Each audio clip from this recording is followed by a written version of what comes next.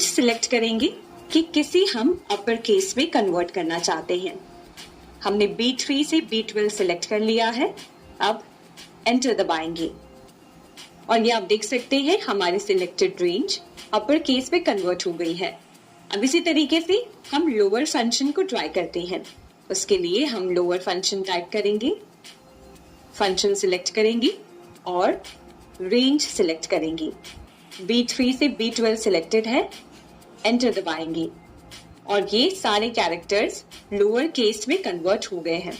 तो इस तरीके से आप टेक्स्ट को लोअर केस या अपर केस में कन्वर्ट करने के लिए यूज कर सकते हैं।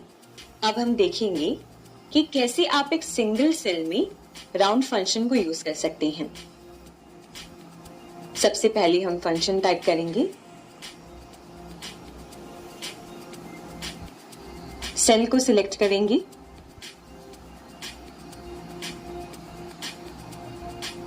कॉमा, पॉइंट के बाद कितने नंबर ऑफ डिजिट्स हम चाहते हैं वो लिखेंगे और एंटर दबाएंगे। तो इस तरीके से आपने देखा कि कैसे आप एक सिंगल सेल में भी राउंड फंक्शन को अप्लाई कर सकते हैं। इसी तरीके से आप अपर फंक्शन और लोअर फंक्शन को भी सिंगल सेल में अप्लाई कर सकते हैं। हम यहाँ पे फंक्शन टाइप करेंगे, अपर, इसके बाद हम उस सिंगल सेल को सिलेक्ट करेंगे और एंटर दबाएंगे। तो ये आपने देखा कि कैसे आप एक सिंगल सेल में भी अपर फंक्शन को यूज कर सकते हैं। अब इसी तरीके से लोअर फंक्शन के लिए देखते हैं। सेल को हमने सिलेक्ट किया और एंटर दबाया। तो ये आप देख सकते हैं कि कैसे हमने अपर फंक्शन और लोअर फंक्शंस दोनों ही सिंगल सेल में अप्लाई करके देखा। तो ऐसे आप चाहें तो पूरे रेंज को सिलेक्ट करके अपर या लोअर फंक्शन को अप्लाई कर सकते हैं या फिर किसी एक सेल के लिए भी इन फंक्शंस को यूज कर सकते हैं। अब हम लेंथ फंक्शन देखेंगे। इस फंक्शन का यूज करके आप सेल के अंदर जो कैरेक्टर्स हैं उनकी लेंथ काउंट कर सकते हैं। तो सबसे पहले हम फंक्शन को टाइप करते हैं, लेंथ। अब हमें डेटा रेंज सिलेक्ट करना है जिसकी लेंथ को हम काउंट करना चाहते हैं और फिर एंटर प्रेस करेंगे। तो ये आप देख सकते हैं कि हर एक सेल में कितने कैरेक्टर्स हैं वो हमें यहाँ पर लेंथ दिख रही है। तो इस तरीके से लेंथ फंक्शन काम करता है। अब हम देखेंगे कॉनकैट फंक्शन। ये एक साथ जोड़ देता है।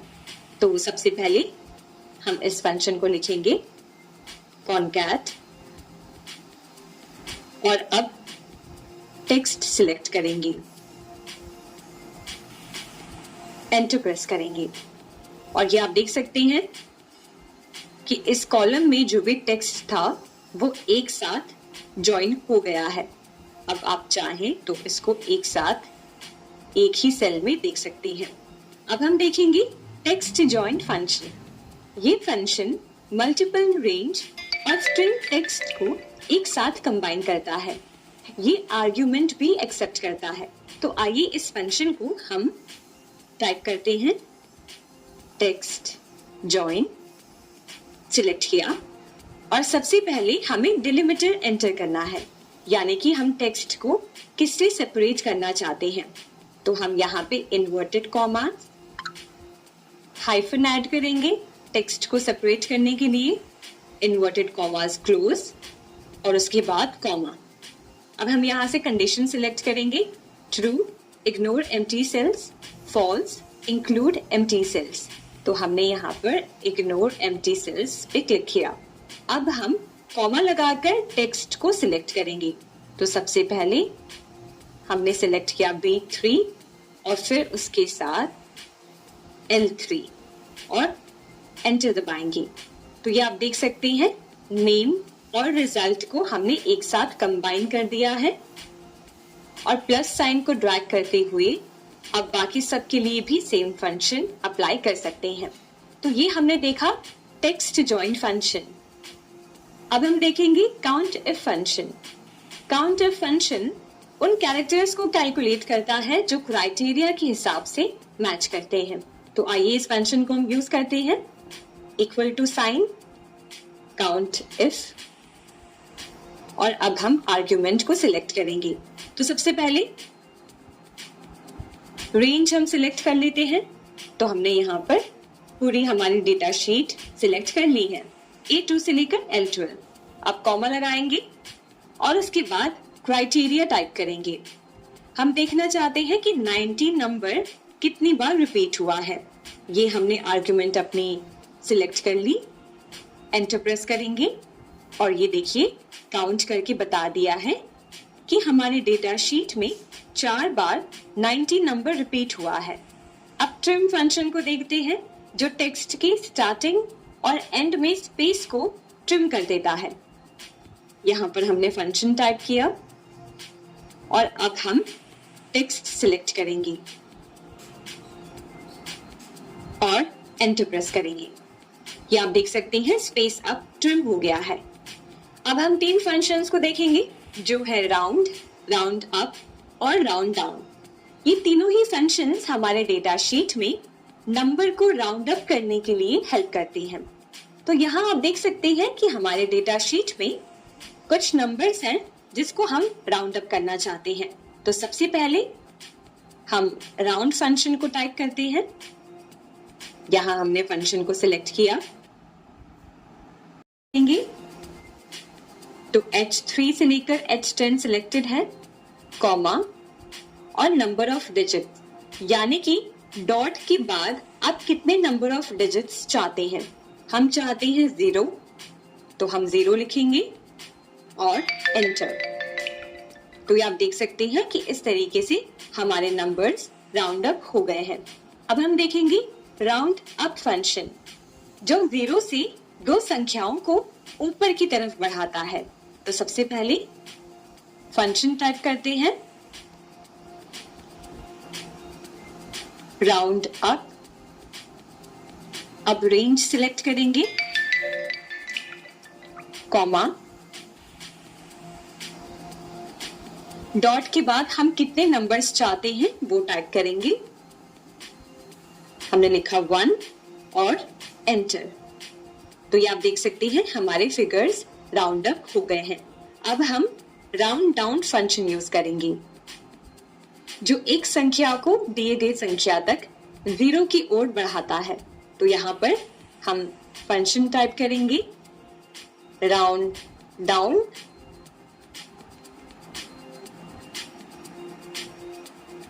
अब रेंज सिलेक्ट करेंगे और नंबर ऑफ डिजिट्स टाइप करेंगे।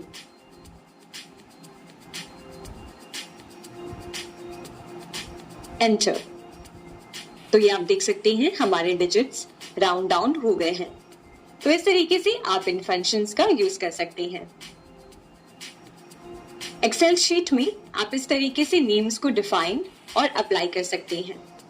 सबसे पहले आप फॉर्मूलाज टैब में जाएंगे, डिफाइन नेम्स ग्रुप में डिफाइन नेम पर क्लिक करेंगे और नेम टाइप करेंगे। स्कोप सिलेक्ट करेंगे कि आप पूरे वर्कबुक में या सिर्फ शीट 1 में रखना चाहते हैं। कमेंट ऐड करेंगे और उसके बाद रिफर्स टू में इस एरो बटन पे क्लिक करेंगे, जहां पर जाकर आपको रेंज को सिलेक्ट करना है और ओके पे क्लिक करेंगे। हम नेम बॉक्स में जाएंगे और यहाँ आप देख सकते हैं फर्स्ट के नाम से ये रेंज डिफाइंड है। तो इस तरीके से आप नेम्स को डिफाइन कर सकते हैं और अप्लाई कर सकते हैं। अब हम देखेंगे कि कैसे आप सिलेक्टेड सेल्स में से नेम्स को ऑटोमेटिकली जनरेट कर सकते हैं। तो सबसे पहले हम सेल्स को सिलेक्ट करेंगे, उसके बाद डिफाइन नेम्स ग्रुप में क्रिएट फ्रॉम सिलेक्शन में आएंगे, जहां पर हम सिलेक्ट करेंगे कि कौन से रो और कॉलम को यूज करके हम नेम को जनरेट करना चाहते हैं। तो हमने यहाँ पर टॉप रो